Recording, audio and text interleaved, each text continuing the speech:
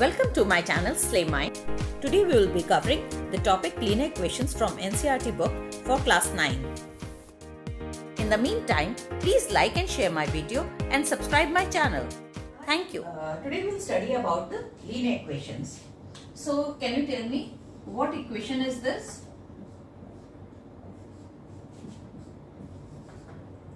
This is a linear equation. Okay.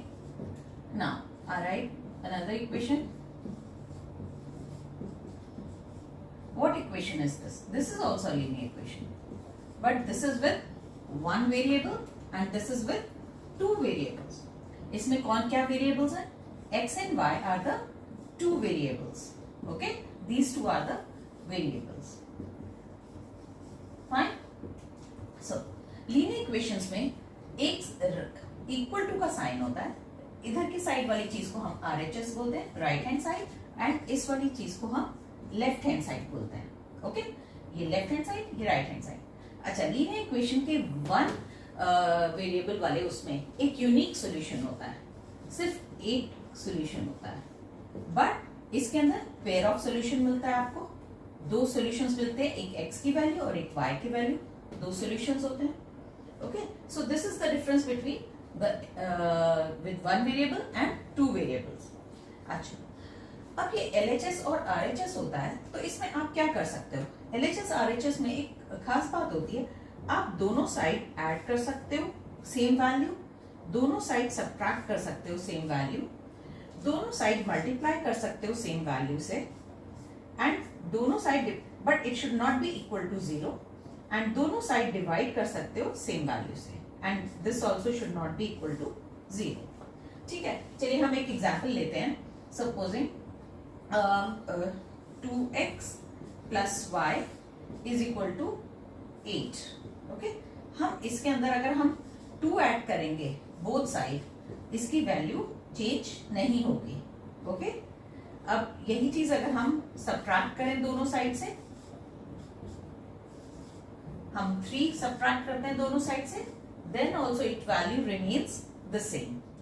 Now, अब हम इसको हम मल्टीप्लाई करते हैं.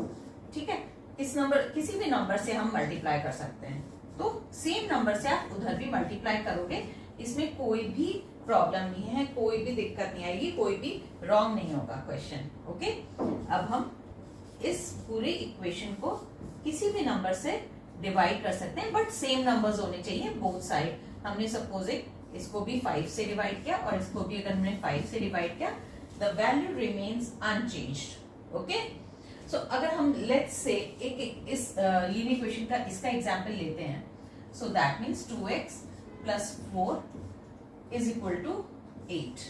ओके, सो अगर हम इसमें 2 ऐड करते हैं, तो यहां पे क्या होगा? 2x plus 6 is equal to 10. So 2x is equal to 10 minus 6. So 2x is equal to 4. So x is equal to 2. और अगर हम यहाँ इसको सॉल्व करते हैं पहले वाले इसी इक्वेशन को, so this gives you 2x plus 4 is equal to 8. So that means 2x is equal to 8 minus 4 is equal to 4. So that means 2x x is equal to 4 upon 2 gives you 2. आप देखो वही चीज आ गई है. ठीक है, अब subtract में भी आपका सेम ही आएगा. चलिए मैं फिर भी करके दिखा देती हूँ. 2x plus 4, इसमें से भी -3 किया और इसमें से भी हमने -3 कर दिया. Okay, so that gives you 2x plus 1 is equal to 8 minus 3 is equal to 5.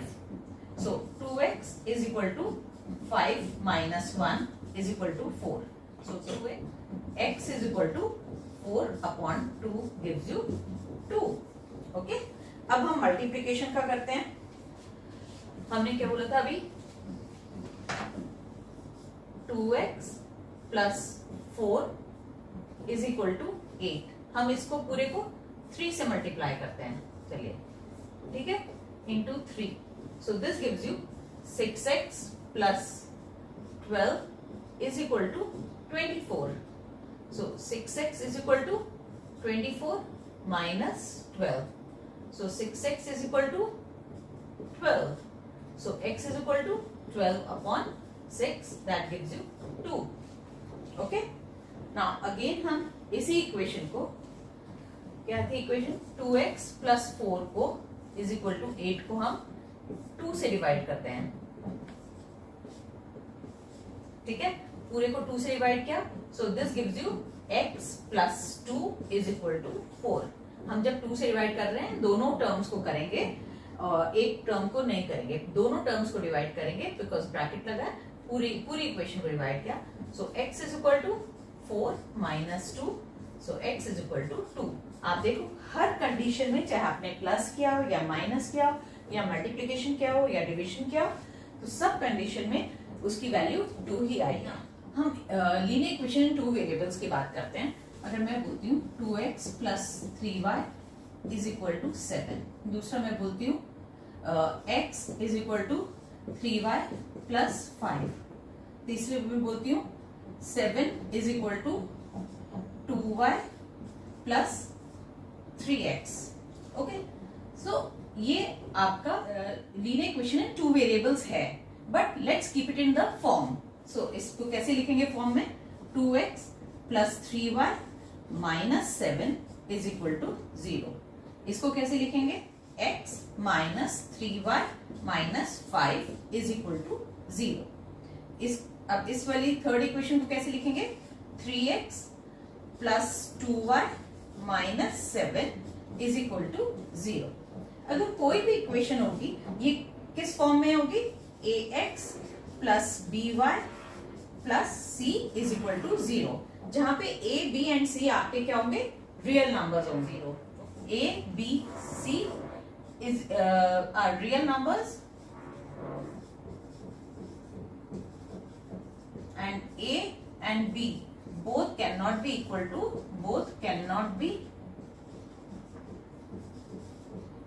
to 0.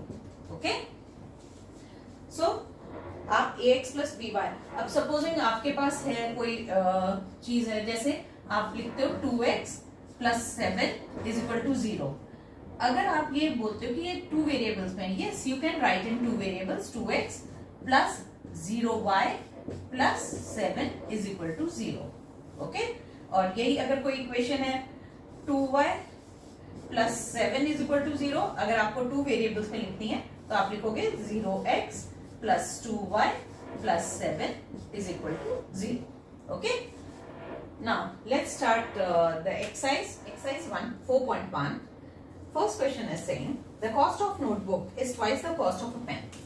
So let the cost of notebook is equal to x and the cost of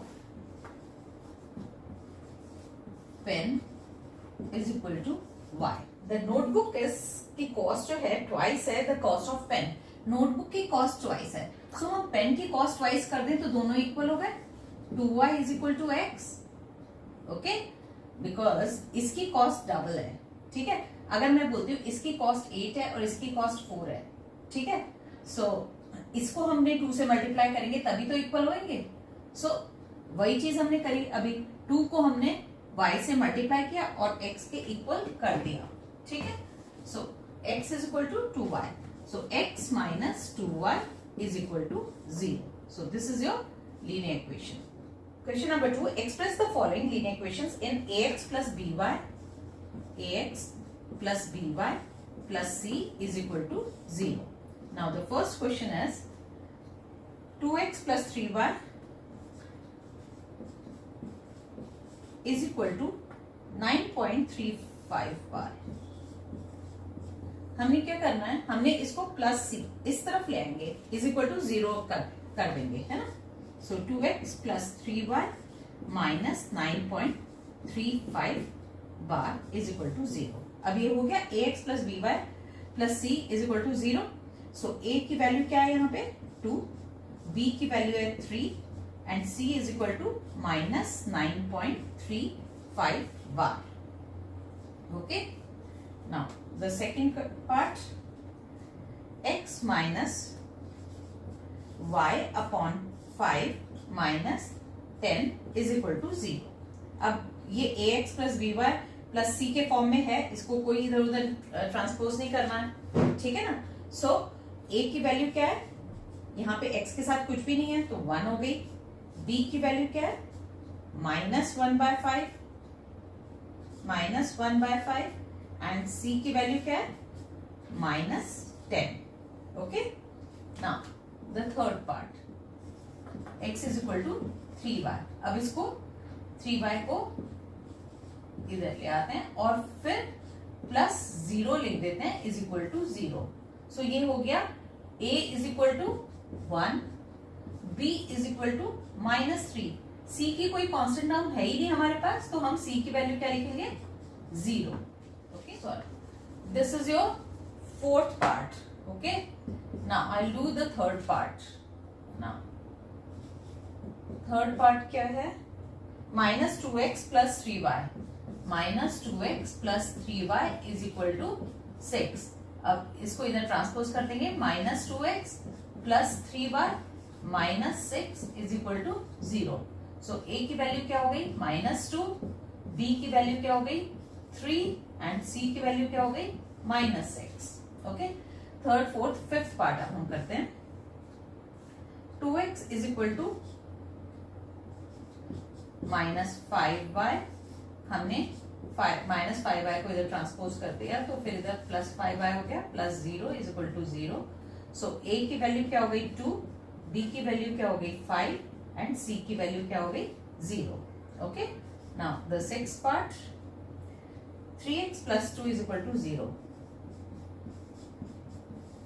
सो हम 3x plus 0 y plus 2 is equal to 0।